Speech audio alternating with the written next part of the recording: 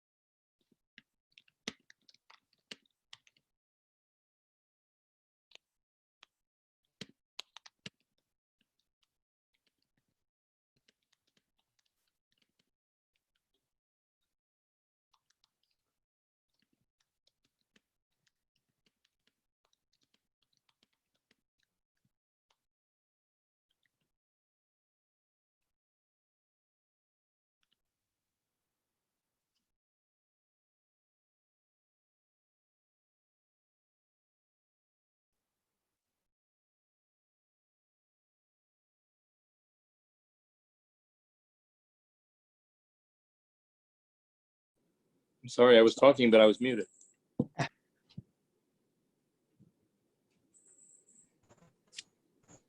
Valley is the host. I assume Skokie Valley is. Hello. Can you hear me? We can hear you, but we can't see you. Okay, one moment. Now we can see you in all your I glory. apologize for being a minute or two late. I'm going to put the source sheet in chat, and then we'll get started right away. Oops, sorry.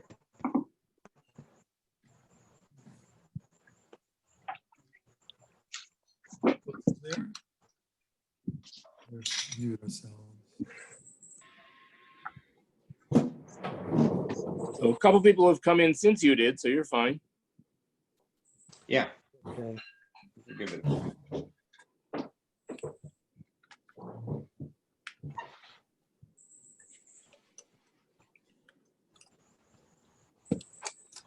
So now we get to see how Sam stacks up with the Rambam, the Midrash, Leibovitz, and other alternative theologies. As you know, the thing to do is to stand on the shoulders of giants. Okay, so I just put the source sheet in the chat. It's downloadable, and I don't think we've ever seen Barry before. He's visible. Started, and I'm just putting everyone on mute Yeah, that'd be great. so that we can have Sam get going with all due speed, and I won't take up any more time. It's on this exciting journey.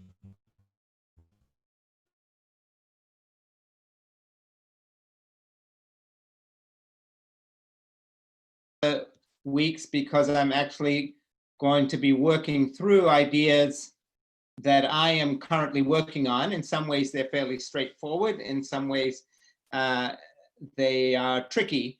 And I should say that if anybody feels like things go by too quickly and you want to see a more worked out version of it and read it, I do have a draft of a paper that I've been developing on this subject.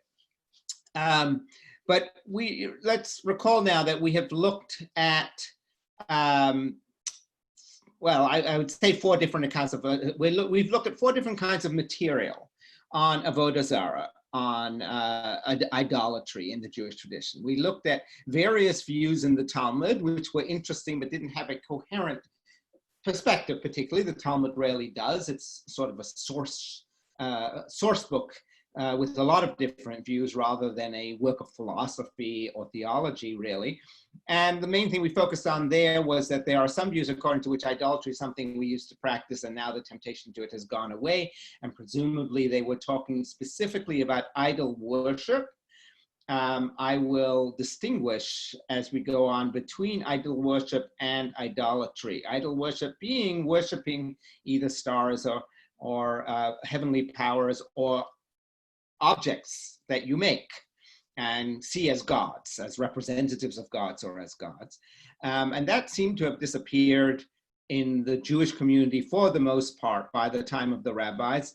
And perhaps that's why they said the temptation to idolatry disappeared. But we also saw even in the Talmud some views according to which idolatry is a permanent temptation and it's the heart of our law to resist it. And that's then taken up by Maimonides, who certainly agrees with that, but who understands idolatry as any view on which God's self has a body or acts according to emotions or in any other way represents anything other than pure reason. That you have to understand that God is purely always acts on reason, that our law is based on reason, that the universe is reasonable, and any kind of superstition, any kind of attribution of the law to superstitious motives, and certainly any view of God as some kind of body or human being or having bodily qualities or human qualities, that itself is idolatry. And getting beyond that for him leads to this love of God as God is in God's self. And then we looked at Yeshayahu Leibovitz, who sees himself as a follower of Maimonides in many ways, but whose ideas about idolatry seems to be at its core that not so much that God is rational or something, but that it's important for us, although he believes that too, presumably, it's important for us to completely submit ourselves to God and subdue or submerge any of the other desires, aspirations, hopes, beliefs we have to God as an ultimate good. All other human goods are limited goods. I actually will take up some version of this idea. And worshiping any of them, including our people, Jewish peoplehood, or the land of Israel, or the state of Israel. For him, that's idolatry. And in fact, if you associate the land of Israel or the people of Israel with God and treat them all as holy, you're taking away from the holiness of God. Instead, we need simply to serve God, and that's what halacha is all about, submerging our will fully to God's. Now, what you accomplish by that, that's unclear. And it seems that on Leibovitz's view, if you're hoping to accomplish something, hoping to get something out of it, that itself is idolatry. And that, as we saw, was in many ways unsatisfying. So I'm going to propose a different view of what idolatry is today at its core and why the law is centrally about it. So I'm going to start, and I think my view is grounded in both biblical texts and rabbinic texts, but like all views of idolatry, all Jewish theological views in general, not every text would support it, and to some extent you may think that some of the texts are a stretch that I'm reading, that I'm stretching in certain ways. I'll be very interested to hear what your responses are. Okay, so I want to start with basically the conditions for a good Jewish view of idolatry, the desiderata. It's a term that philosophers like to use. What would be desirable in a Jewish view of idolatry? Well, first claim, which I think is fairly clear, is that it should make moral and spiritual sense. And that's not as trivial as it sounds in the case of idolatry, because when you hear that God is jealous and jealous of idols, that makes God look kind of petty. I think I may have mentioned in this forum that, the idols aren't even supposed to be real. So there's a comparison here between God often and a jealous lover that appears in many places in the prophet Hosea and the prophet Ezekiel. But come on, I mean, I think I've said, if my wife had an imaginary lover that was betraying me for a lover that existed only in her fantasy, I think I would seek psychological help for her. That doesn't sound to me like a sensible thing. And the idea that God would be jealous of that, of our loving something that doesn't even really exist, seems a bit silly. And I think that's put quite nicely in this wonderful midrash, although I'm not quite sure what the purpose of the midrash is. So it's a wonderful midrash. I'll just go through it because it's fun, but I think it illustrates, I just make clear, I mean it to illustrate what we don't think idolatry is, what we have to not think if we don't want to make God look silly. So in the midrash, God makes the golden calf. Moses rises up to appease God. This is presumably one of the many midrashim that shows what a great defender of the people of Israel Moses is. And he says, Lord of the universe, they've given you an assistant and you're annoyed with them. Why, this calf which they have made will be your assistant. You'll cause the sun to rise while it will cause the moon to rise. You'll look after the stars and it will see to the constellations. Basically, the calf will be Santa's little helper. Right? God can use the calf to do some of the godly functions that are less interesting. You'll cause the dew to descend and it will cause the winds to blow. You'll make the rains come down while it will be responsible for the growth of plants. And then God says to him, Moses, you're making the same mistake that they made. Surely there's nothing real in the calf. Moses replied, if so, why are you angry with your children? Right? I note, by the way, that this midrash bears an interesting resemblance to the story of Abraham breaking the idols and then telling his father Terach that one of the idols broke the other idols, right? But in the case of Terach, it's a human being. He's a human being. You can think, he didn't see that and now he sees that. God really needs Moses to tell him that it's silly to be jealous of a thing that doesn't really exist, that has no power. So that's what we want to avoid. If we want to make sense of why God so hates idolatry, why that's such a big deal for God, we have to make sense of it in a way in which we can share God's anger, God's opposition, God's hatred. Maybe hatred and anger are terms that we only use, as we say, kaviyachal of God, that we don't think God literally has. But in any case, we know God opposes idolatry. That's central to our religion. And we have to make sense of why. Okay? So that's the first condition on a good Jewish explanation of idolatry. I keep saying Jewish because there could be different explanations in other religions. The second, which is specifically Jewish, is that any explanation we give of idolatry has to fit the centrality of idolatry to the Torah. It has to generally fit with the Bible, rabbinic remarks as much as possible. But I want to stress in particular that, as I have throughout this class, that idolatry has a central role to play in the Torah. That's one reason why I think the rabbinic explanation that, we used to commit idol worship and then we've stopped. We don't do avodah zarah anymore. That doesn't make sense of the centrality that idolatry plays in the Torah. And I'm just gesturing to a few ways in which it does. It is central to the Torah. First of all, of course, it's in the heart of the first two commandments, right? The initial ones, which we just read this week, of the Sefer Debrot. And it opens other law codes, the law code after the sin of the golden calf, right? When Moses gets his revelation on the mountain, God repeats some of the commands beginning this time. Basically, he repeats mishpatim, but the parts of mishpatim, but he begins with, don't commit idolatry, which is what you just did, right? The holiness code, Leviticus 18 and 19 as well, begins with a condemnation of idolatry. What we read this week from Vayetchanam is a strong condemnation of idolatry, and that will introduce the next section of the law. And then I'm just reminding you here, I won't go through this in detail, the Rambam says the commandment about avodah zarah is equivalent to all the other commandments put together, such that if you commit idolatry, it's as if you violated the entire Torah in its totality. I didn't put the whole quote here, but as you may remember, he says, from Adam to the prophets to the end of days. the hyperbole is unbelievable, right? It's not just the whole Torah, but it's everything God has ever said. And then on the other hand, denying idolatry is the outstanding commandment of them all. And again, he says, again, I've truncated the quote of it. Rambam says, it's like keeping everything God has ever said from Adam through the prophets to the end of days, okay? I'm bringing back another piece that we had before in the very, very first class, the Talmud comparing idolatry to anger, saying if you're filled with anger, that's like being an idolater, and then it immediately moves to not anger, just anger, but the Yetzer Hara.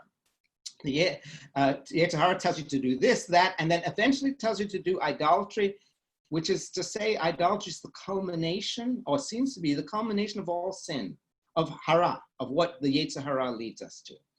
And then the wonderful proof text, which Rav Avin brings from this Thursday Psalm, right? There shall not be el zar b'cha, which loosely probably means there shall not be among you, the people of Israel, a strange God, but they take it literally, there shall not be within you, in your soul, a strange God. What's the strange God? It's the Yetzer Hara, and particularly perhaps the Yetzer Hara that commits idolatry. So this suggests here that in committing idolatry, we are bowing to a God in ourselves, which is the key to what I want to suggest idolatry is. And that's to say, I want to suggest it's not all that radical, that idolatry is self-worship.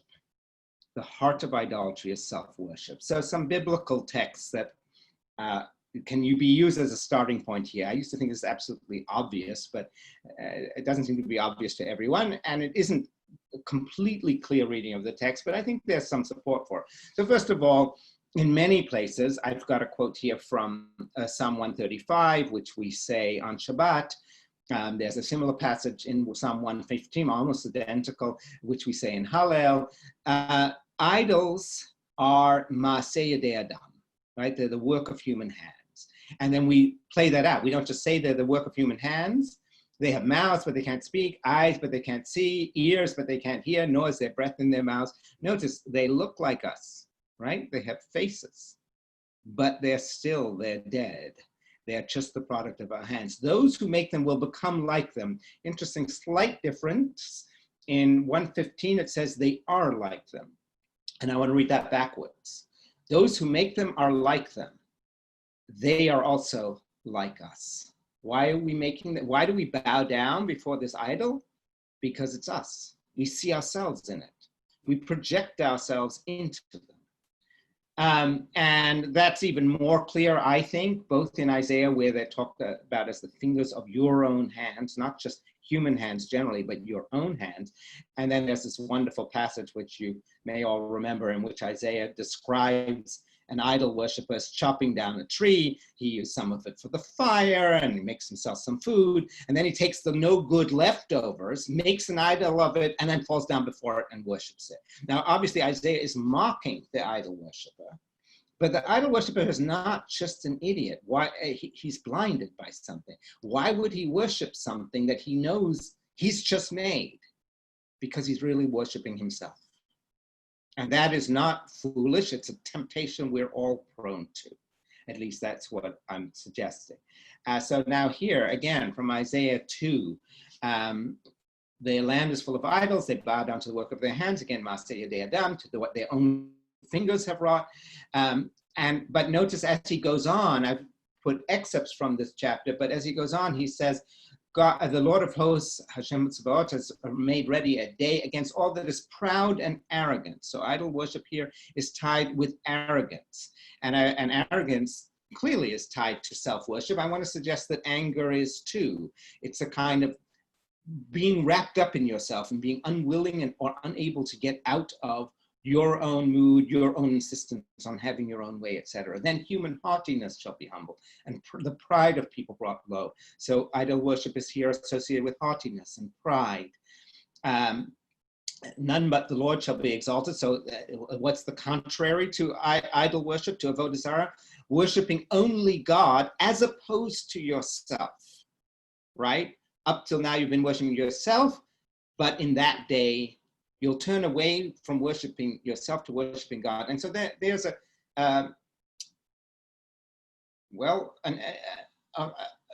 there are two poles that are suggested here. What's implied is, if you don't worship God, you're going to worship yourself, which I think is actually a central Jewish teaching. If you, people worship something. If you don't worship God beyond yourself, you'll worship some aspect of yourself, some way in which you project your own desires forward. So now the last thing, a quote here from the Bible. Sam? Yes. I wanted to just ask, because what you just said sounds a lot like Leibowitz, and I'm curious how you distinguish that from the Leibowitzian view. So I'm hoping that will become clear by the end, but let me just say briefly, in case it doesn't, for Leibowitz, it seems like you shouldn't worship yourself just because you shouldn't worship yourself. You are to gain nothing, you are to have no satisfaction. And I am not going to suggest that. I'm going to say that there's a moral gain. Remember, for Leibowitz, morality is idolatry. Humanism is idolatry. I don't think that's true.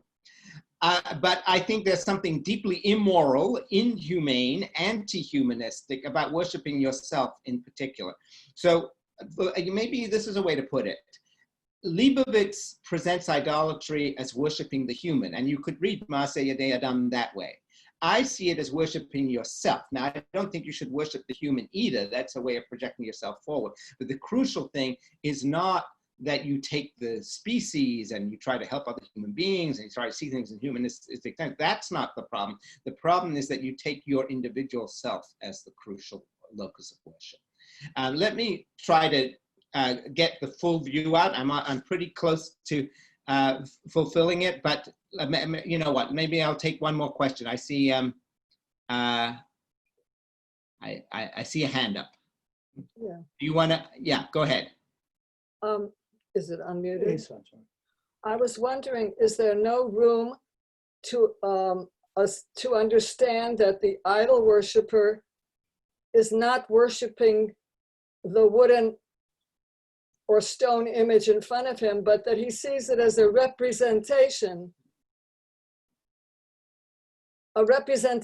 of God or of some higher power?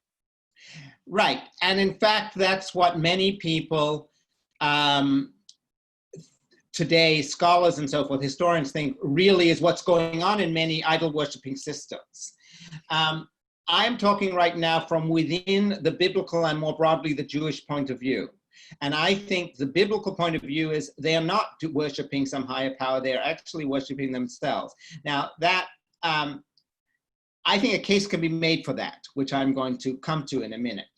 But my main point here is that if the core throughout this will be, if the core of Avodah Zarah is self-worship and not worshiping dolls, you know, things made of stone and wood, then on the one hand, you could be a fully frum Jew and be committing Avodah Zarah, as both the Rambam and Yeshayahu Leibowitz think, so I'm not new in saying that. And on the other hand, you can be a Hindu bowing down to various idols and at least not be committing any serious crime in the Jewish eyes, because really, just as you said, what you're really worshiping is what the idol represents and not the idol itself. And if you truly are not an idol, not a self-worshipper, I think you're not committing the core evil in Avodah Zarah. So that's the suggestion that I want to make. Let me just go through a few more texts and sort of bring the view together very briefly. As I said, it can be played out in a much more complicated way. And if you would like to see a draft of the paper I've been working on, that I am willing to send that around to people who ask. So Devarim, intriguingly, has a whole series of passages, including the one that's at the core of benching, in which it tells you the word a sentence ends with the word sabata, you'll be satisfied. And then the next verse immediately says, be careful that you don't forget God and commit Avodah Zarah. So here's the one from benching. When you've eaten are satisfied, then you shall bless the Lord your God for the good land which he has given you. Of course, we know this very well. It doesn't end with the word savata, sorry, but it's about being satisfied. And the very next line, which of course we don't quote from the benching, is take care lest you forget the Lord your God, and you say in your hearts, my power and the might of my hand have gotten me this wealth. That's also a particularly clear passage in which Devarim makes clear that the alternative isn't really worshiping objects, it's worshiping yourself. Be careful that you don't get all literally full of yourself, right? And you begin to think, I did this. Remember, it's the Lord your God who gives you all this and so forth. And the Shema, also the second paragraph of the Shema says, I'll bring the rain and so forth, and you'll be satisfied. The very next line, be careful that you don't worship other gods. And so constantly, I think it happens at least 3 times, maybe 4 times in Devarim, there is this juxtaposition of being satisfied and then a danger that you're going to worship other gods. And I take that to mean when you're satisfied, you can come to think, as it says right in this passage explicitly, oh, I don't need to worry about God. I take care of this myself. You become proud of yourself. You become haughty. You become arrogant. You become full of yourself. I think that fits it perfectly well. And that's what the core of Avodah Zarah is. That's strange worship. Okay. I mean, English, we can distinguish between idolatry and idol worship. Hebrew doesn't really allow for that so well, although you could say the core evil is Avodah Zarah, and the lesser evil that can lead to it is Avodat Kochavim. That's a coinage. Most of that, like, if you look at the chapters in the Rambam, some editions will say it's the laws of Avodat Kochavim, and some will say it's the laws of Avodah Zarah. They use fairly interchangeably in rabbinic, but maybe that's a way to hold on to it. I want to separate idol worship from idolatry. Idolatry at its core, I want to suggest, is self-worship. And let me say something briefly, although I'm sure you can think of this yourself, about what's wrong with self-worship. So self-worship doesn't mean just being selfish. Sometimes we are all selfish. Think about what the word worship means. When you worship something, it's an absolute good, right? You'll do anything for it, and you don't see anything wrong with it. That's worship. That's the attitude we're supposed to have towards God. We're supposed to do anything for God's sake. Certainly that's true in Leibovitz. And there's no wrong in God. So if you worship yourself, you will do anything for the sake of yourself. Obviously, that's more than mere selfishness. And you don't refuse to listen to any correction, right? And obviously, I hope fairly obviously, that can lead to extreme, this is 2 here, manipulation of others, oppression, violence, cruelty to others. Avodah Zarah is often associated in the prophets, and I want to suggest very centrally in the Torah, with injustice as a source of injustice. And you become, so obviously you do horrible things to others, but you also corrupt yourself. You become increasingly incapable of listening. Because if you worship yourself, you don't take any correction. Nobody can be right. You always have to be right. If anybody says that you've done something wrong, you always find an excuse for why they have to be wrong. And that makes you unable to perform tshuva. It makes you, in fact, unable not only to hear any human voice, it makes you unable to hear God's voice. Now, if that's true, if self-worship can both justify any and every evil to other human beings, and it locks you in, freezes you, makes you like the idols you're making, dead in a sense, unable to hear, you have ears but you don't hear, eyes and you don't see, then obviously it is, fairly obviously, the worst of all evils, the source of all evils, something God must oppose, and must call on us to oppose. And it would then make sense, at least, it would be reasonable to think that halacha, the entire system of Jewish law, is centered on breaking us of that self-worship. Not that it always succeeds, there are self-worshiping Jews, but that would then be the purpose of halacha, which is something I want to suggest. So what does that now have to do with worshiping idols? Setting up statues of Aphrodite or something, and what they did in ancient Greece and ancient Rome, and continued to do the religious system of the Hindu world, although interestingly, Jews have never been, we've never had the kind of anger at Hindus that we often have at Christians and Muslims, which is an interesting thing because Christians and Muslims, certainly Muslims, are monotheists, not idolaters. But of course, it has to do with relationships, right? It has to do with the persecution we've suffered from at the hands of Christians and Muslims, and we haven't suffered that from Hindus and Buddhists. But interestingly, Jews who live in India never had any angry relationship with their neighbors, not in hundreds of years, thousands of years there, actually, at least 1,000 years. So that suggests that at least in practice, we can live with people who perform idol worship. But certainly in the Bible, we are not allowed to practice it. We have to clear it out of Israel and clear it out of the Jewish world. That's basically the core, by the way, of halacha about avodah zarah.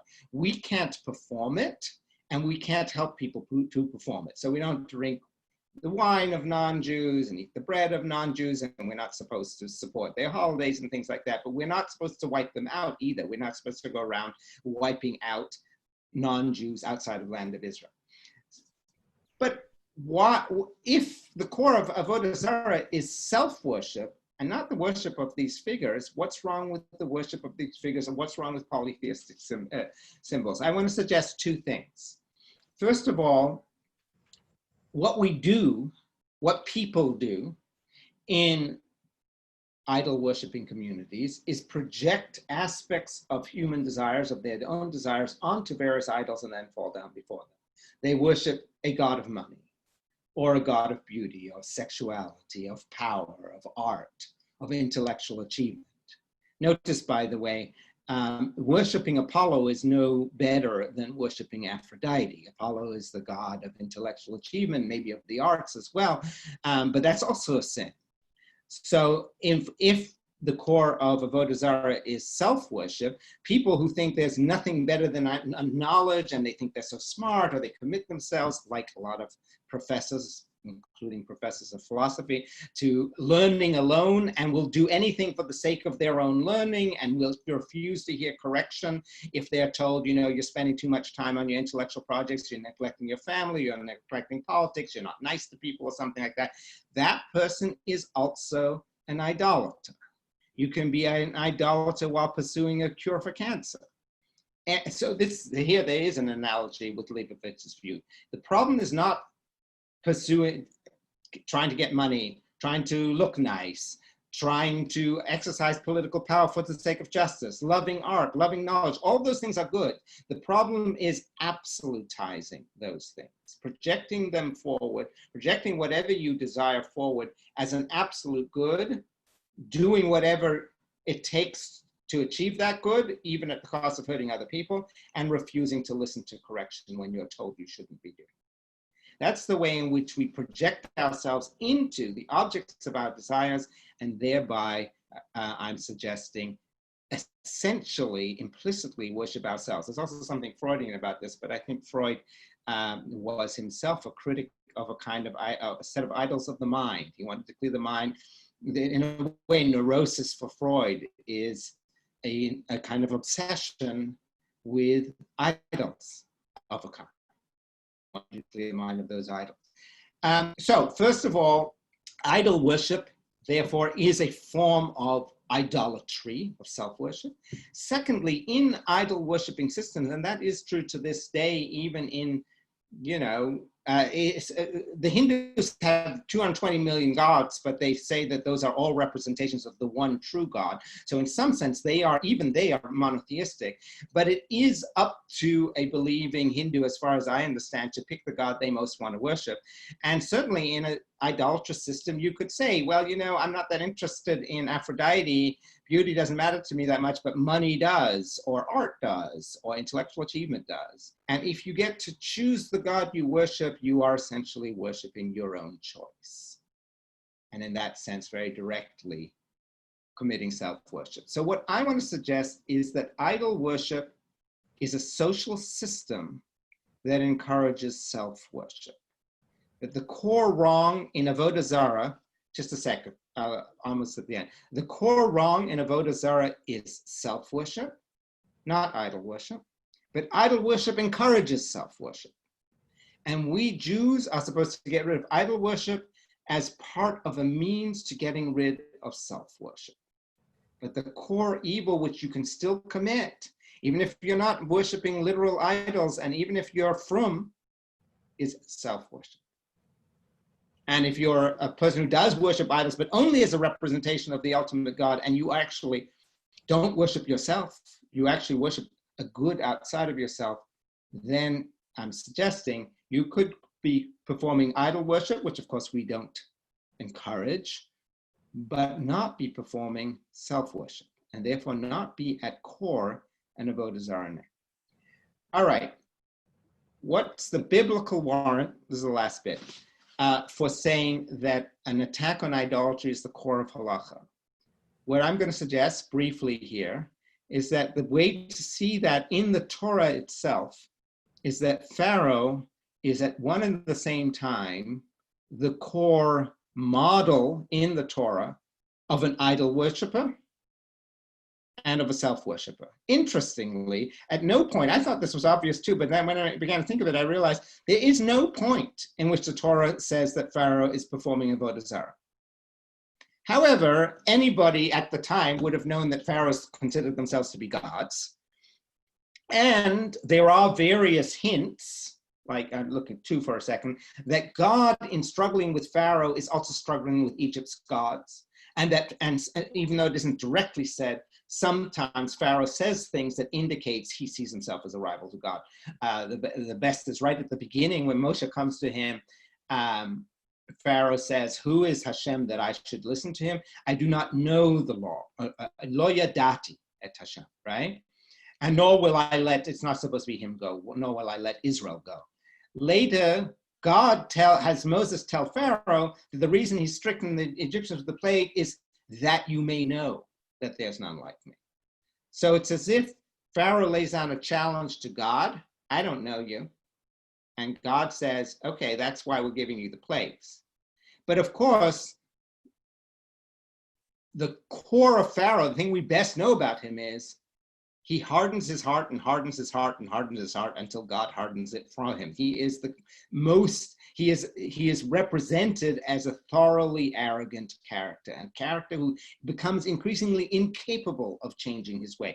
Oh, by the way, I'm going to go back to one in a second. I've decided to do two first. Rashi literally picks up on the idea that Pharaoh thought of himself as a god. As I say, it's not explicitly in the Torah, but at the moment when Shemot says, God says to Moses in Shemot, go to Pharaoh in the morning, behold, he goes out to the water. Rashi's comment is, that's when he's going to the bathroom. He says, for he made himself out to be a god and that he doesn't need to go to the bathroom. Therefore, he used to rise early and go to the Nile and take care of his needs there. So Moshe is to confront him precisely when his divinity is in question, which is to say, Rashi assumes that Pharaoh presented himself as a god, which of course, in fact, he did. Yes, this is the one other thing I wanted to add about Pharaoh, then I'll get back to the point about the law, and then I'll be done and be ready to take questions. As I said, he hardens his own heart constantly. He definitely fits the model of the self-worshipper who can't take correction. And we have shown Pharaoh is actually one of the deepest characters. We get a more thorough characterization of Pharaoh than of anyone from Shemot on except Moshe. Like, those are the two characters that we get a deep understanding of their psychology. Beforehand, we saw quite a lot about Joseph and Jacob and Yehuda, some quite deep investigations of their psychology in Bereshit. But after Bereshit, the only two people that you get any insight into are Moshe and Pharaoh, which is interesting. And there's this wonderful passage, which I always take to be just a model of the kind of person who cannot take correction. When even the courtiers say to Pharaoh, don't you see that Egypt is destroyed? Let them out already, right? And Pharaoh listens because he knows he's a politician. He's got to have some successes, right? Otherwise, his people may revolt. So he brings them back, and then he says, in front of his courtiers, who is, in some ways, it would seem afraid to completely contradict, he says, who's going to go? And Moshe says, we'll all go. children, sons and daughters. And then like somebody who has studied too much law, Pharaoh says, no, that's not what you said. You said you're going out to worship. You only need the men for that. And so clearly you're committing evil. And there he throws them out, as if he doesn't understand what a terrible situation he is in, even after all these plagues. So he's a model of a person who can find rationalizations for anything he wants to do, even when it's quite clear that he is pursuing a path that is both evil and completely self-destructive. All right, quickly, and this will be my last point. Egypt as a foil to our law. Well, in some sense that's obvious, but it's interesting to see how much evidence there is for that. The very first thing God says as soon as they come out of Egypt is, you've seen what I've done for the Egyptians, and that's what sets up Sinai, right? It's in Yitro. The first thing God says in Yitro before he tells them, oh, now we're going to come to the mountain, I'm going to give you these laws. So basically, it's in the I'm going to give you these laws in the context of what I did in Egypt. Right? Second, of course, famously, the very first commandment, it's not just Anochi Hashem Elokecha, it's I am the Lord your God who took you out of Egypt, right? That's a crucial identifying mark of God. Out of bondage, which I'll just throw in here, rabbinically, we do understand is partly not just bondage by Pharaoh, but to ourselves, into Avodah Zarah. And you're supposed to begin the Haggadah, right? Both with external persecution, and in the beginning we were idol worshippers. There is some sense that Egypt is idol worship. It is Avodah Zarah, and we were brought out of that bondage as well. Then, of course, over and over again, we're told to love the stranger because we were strangers in Egypt. We know the heart of the stranger. We're told not to go back to Egypt, and the king is condemned if he does that. And everyone from Massa and Meribah all the way through all these other rebellions who wants to rebel, end the Exodus, who complains about Moses' leadership or about God is presented as wanting to go back to Egypt, right? So I think there is pretty good textual evidence that what is halakha supposed to free you from? It's supposed to free you from the system that dominated Egypt. And that system is thoroughly a system of Avodah Zarah, which I'm understanding as self-worship. And then how does halakha do that? Well, it prevents you from taking your desire for food as an absolute, your desire for sex as an absolute, your desire for power as an absolute. The kings are restrained and so forth. So each object of human desire is limited by halakha. And I would suggest that that is the way in which halakha centrally is trying to take us out of self-worship. Jonathan, if you don't mind my mentioning it, I see you're bringing up Alan Brill talking about Hinduism. We've exchanged this, he's read the paper, and we've agreed that we agree much more than we disagree. I don't think Hinduism needs to be idolatrous either. And he said that, I said to him, we're in a little theology workshop, which actually meets right after this class usually. And he said that, I said that I thought idolatry was the core of all sin. And he said, I think idolatry is not a sin at all. And then it turned out when we read each other's papers that we actually agree because we're defining it differently. All right, Q&A. And Elliot, since you had your hand up before, you can start it if you like. Thank you, Sam. This is fascinating. Really, I just have to tell you, very impressive piece of work. In your section, I think it was section 4 of your outline, and you said, what's the problem with self-worship? When we worship, what do? We absolutize, we make absolute priority, and we refuse to hear anything to the contrary, etc. Right.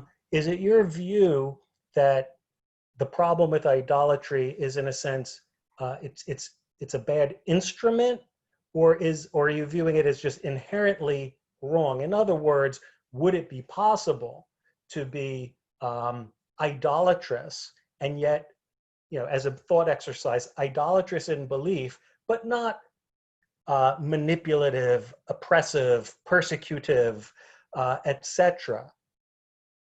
Or is it your contention that you can't not become something, one of those things, if you engage in self-worship?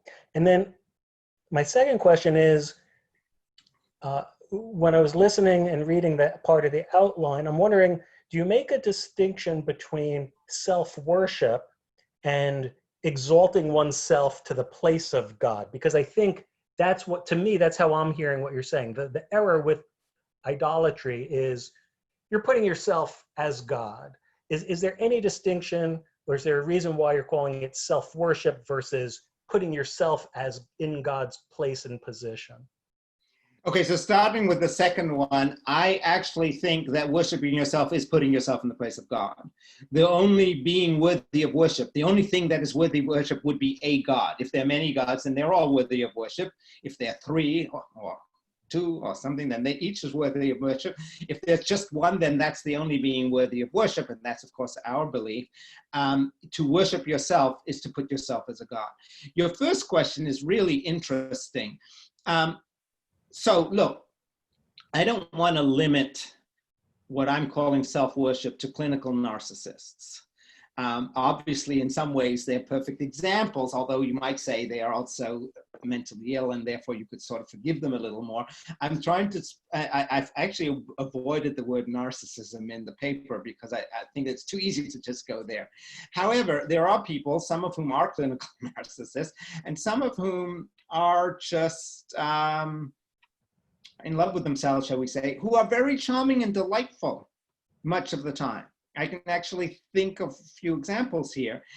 If they are very lucky, they're wealthy, they have the love affairs they want to have, or the marriage they want to have, they could go through life, I want to say, without doing anything terrible to other people because they don't need to.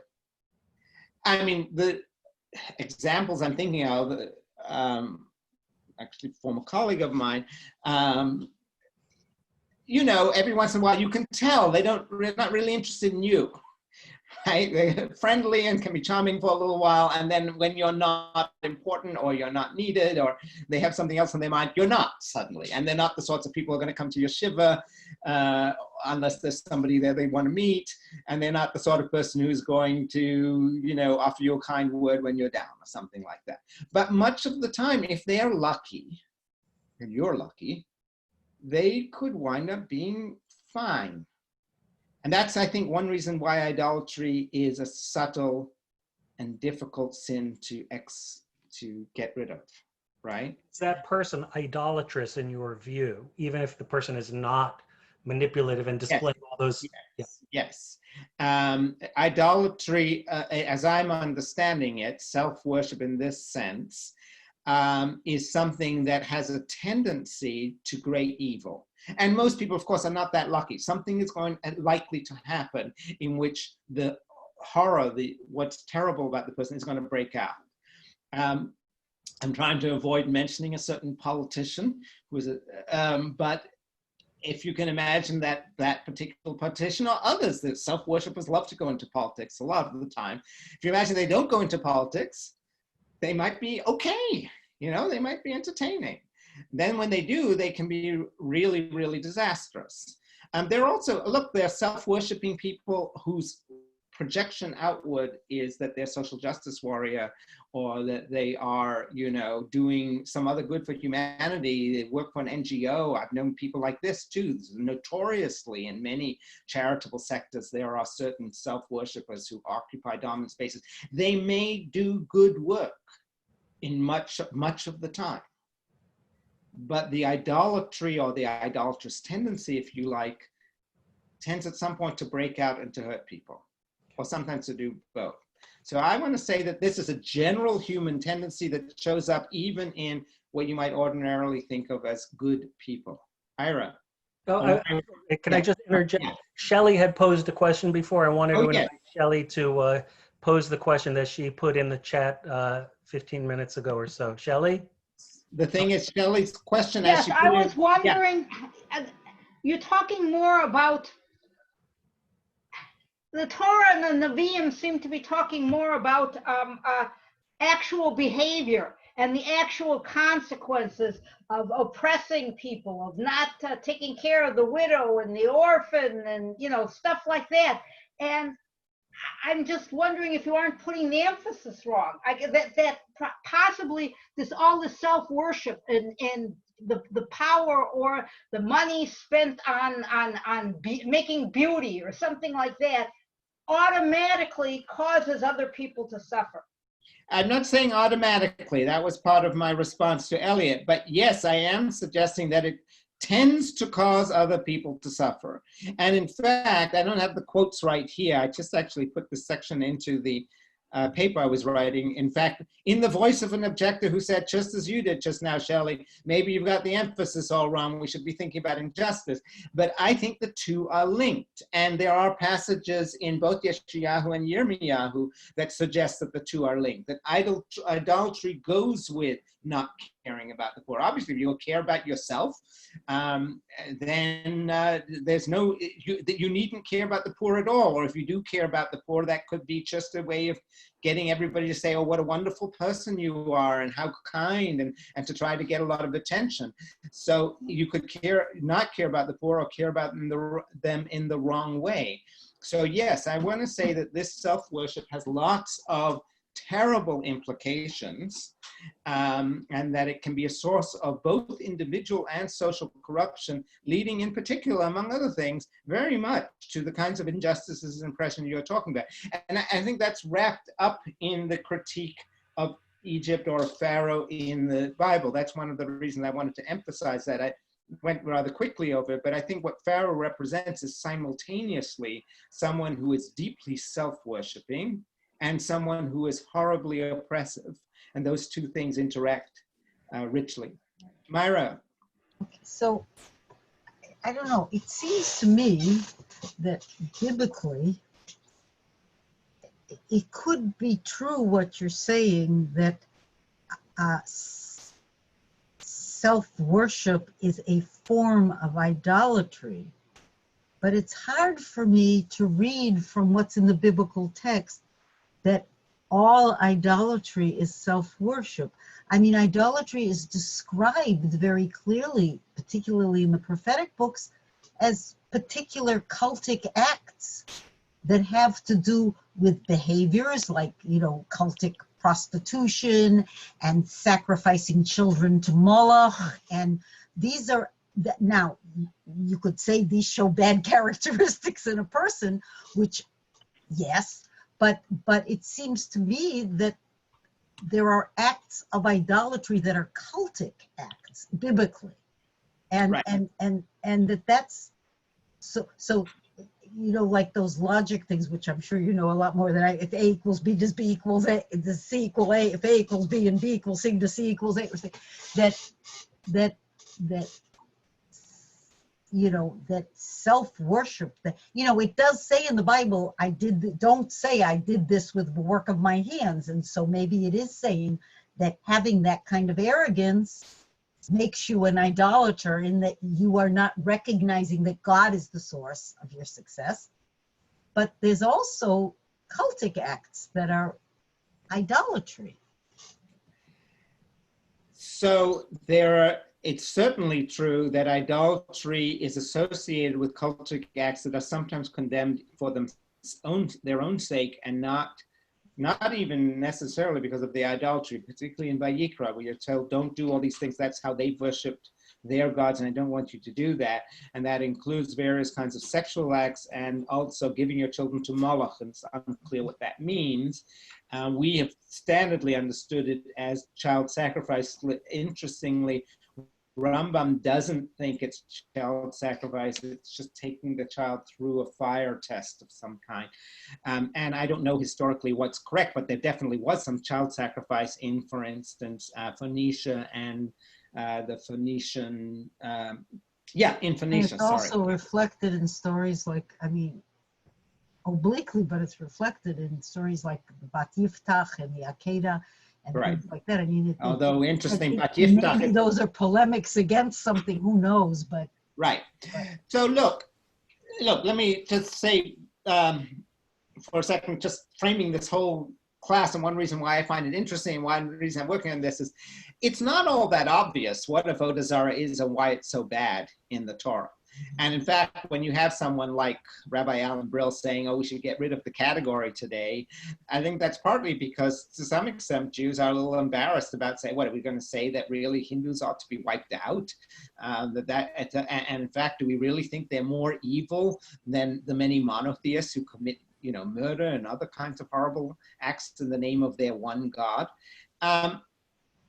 So, and in fact, and if you look both at the Torah and at Nach, different things are condemned in different places, different languages used. Sometimes there may be a misunderstanding or deliberate misunderstanding of what the practices of the local peoples are. So I don't think any interpretation of what Avodah Zarah is, even if you restrict yourself just to the Tanakh, is going to completely fit. There are going to be things that are, you have to work with the text. As you granted, the stuff about Maaseh Yedei Adam fits my interpretation fairly well. There are other passages that fit pretty well. Some of the things about cultic acts that are being condemned might make you think that what's being condemned there is not really self-worship, but certain kinds of cultic practices. Or And not recognizing the omnipotent God. I think the big sin, at least I've always thought, the big sin of Avodah Zarah, which is kind of the same as the sin of this is the work of my hands, is that we're called upon to recognize that there is one creative force in the universe who is omnipotent and who controls both history and nature and all things, and so being kofar from that in any direction is what to me seems to be Avodah Zarah, and that includes. I agree with that, but I think that fits with my account fairly nicely. At least if you add in that the choices are worshiping this one God, and I wouldn't stress the omnipotence as much as what's sometimes called the omnibenevolence, the all goodness of God. God's supposed to be all good as well as all powerful. Concept for me. Yeah. If God is merely all powerful and we worship God because of his power, there's, then what? If God were evil and powerful, we'd still have to worship him. We would be lying in ourselves if we worship such a being. But our belief is that God is the one good and worthy of love and worthy of being the only perfect being, right? And then Avodah Zarah, turning away from that, why would you do that? My suggestion here, in the name, I think, of much of the tradition at least, is you would do that because you don't want to worship God, because really your ultimate source of what you regard as goodness is yourself. So self-worship is the opposite of worshiping God as the ultimate good. Taking God as the ultimate good is the ultimate corrective to worshiping yourself, because if a God beyond you is the ultimate good, then you can always be wrong about what's good. And I think that's crucial. I think it's crucial to tshuva. I think it's crucial to Jewish worship generally, recognizing the possibility of correction, the possibility that you could be getting it wrong, that you need to strike down. This is why the ultimate virtue is also anava, which Moses has in the abundant qualities, right? That you have to recognize that you could be getting it wrong, and you have to be willing to be open to that kind of correction. And then that could fit with the cultic stuff, because why would people do something so horrible as burning their children up, which is at least how we understand Moloch? Well, it would take a pretty thorough living in your own fantasy about what's good to do that. At least that's how I understand it. Robert Ben Ira. I think maybe it's a slight emendation. Instead of saying self-worship, say intellectual arrogance. In other words, you think you have the answer to everything, and you then cut yourself off from the possibility of a new paradigm. I mean, So science applies to lots of things. I definitely agree that that's one form of what I'm calling self-worship, of Avodah Zarah. But I don't think it's the only form, because there are people who are not particularly intellectual at all. They just pursue their own, greed. their desire for money or for sex or for power. They could be very nasty and cruel. And to say that intellectual arrogance would be actually giving them too much credit, as it were. But the way you put it is useful because it helps you, it helps bring out something that I wanted to stress, which is if my explanation is somewhat different from the Rambam's and Leibovitz's, it is precisely because I think they present the cure for Avodah Zarah as something too close to an intellectual righteousness, that they open themselves to a certain amount of intellectual arrogance. And I think we have to get beyond that as well. I do think the Rambam certainly tried to fight it, but it didn't really work. And there has been a tendency for Maimonideans, including Leibovitz, to have a kind of elitist, well, we intellectuals can see what's wrong with everybody else. And here I entirely agree with you. That kind of intellectual arrogance is also a kind of Avodah Zarah. Ira. The creations of man sometimes lead to an unusual skew. For example, Isaac Newton, who was an ordained minister and a devout man, and his faculty position was that of a clergyman at his university, came up with a theory that he developed, and we wrote Principia Mathematica, which unified the concepts of how things move in the heavens. His law of gravitation allowed people to understand how these heavenly bodies move. There were those who took to this and created it as a form of the alternative to God, that there are laws that just regulate and run the universe. There's analogous things like great artists or great musicians who bring up things that spirit people or inspire people or have people stare at the handiwork of their hands, or the engineers who develop machines that people stand around and worship all day when they're hot rodding or whatever they're, and they actually, through the power of creation of man, take on a new idea of what runs the universe. The Newtonian laws had their popularity amongst people who said this is how it's done. It's not done through a God, but through laws that just operate and run this place. Or the great machine that does this and this that was created by our minds, and it becomes an idol worship of sorts, even though it wasn't necessarily intended that way.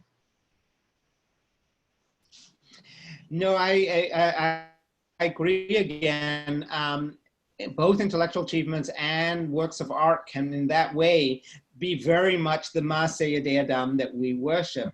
Now, as you know,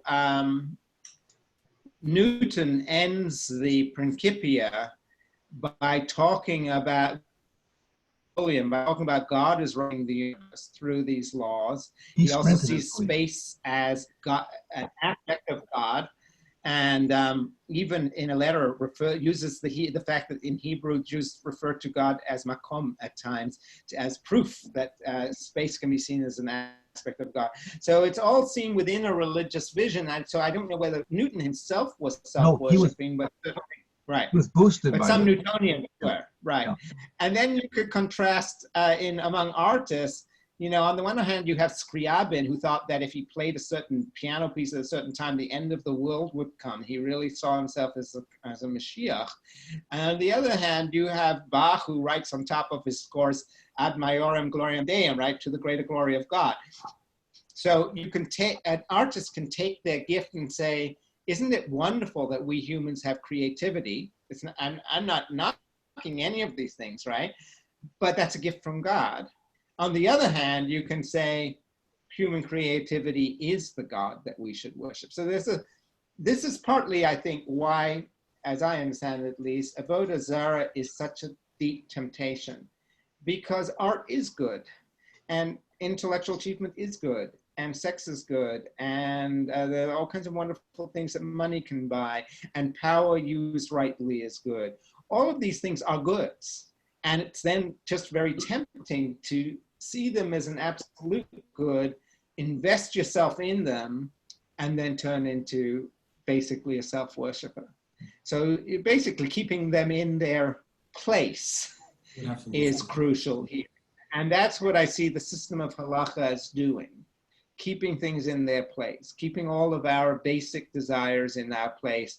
And, you know, what's so wonderful about probably our central cultic action, Shabbat, you take whatever you work on all your the rest of your life, and for some of us, we love our work, right? I mean, you're a doctor, we have professors here the artists, we love what we're doing. We're not stopping on Shabbat because we don't like what we're doing and we need a break. It's hard sometimes to stop, and even that has to come to an end once every 7 days, and that in itself represents, you know, a worship of a higher good.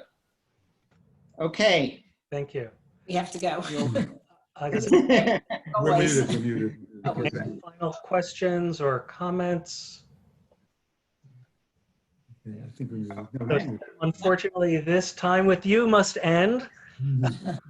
It was a wonderful Very series. much. Thank you, It was Sam. very nice. Thank you. Very, I'm very glad to have you all there. I've enjoyed it. And Good very, very much thought-provoking and appreciated. stimulating. Everyone, please come Okay. back in 2 weeks. We're taking a 2-week hiatus, and in 2 weeks, we will start learning with Professor Josh Shanes, a noted Jewish historian, who will be talking about the construction and reconstruction of Jewish identity in the 19th and 20th centuries, looking at the emergence of nationalism and the impact and enlightenment and Jewish identity. So come back in 2 weeks for more exciting discussion. And thank you all so, so much.